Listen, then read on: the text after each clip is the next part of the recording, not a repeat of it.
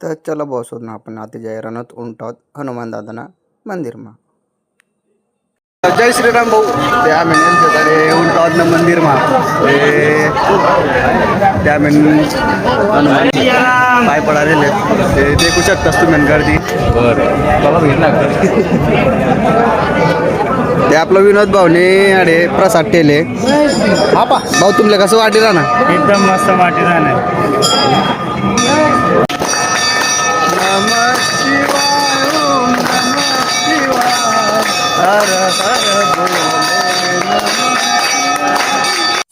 तर भाऊ आमली भी आरती भेटी गया त्या आरती करी राहत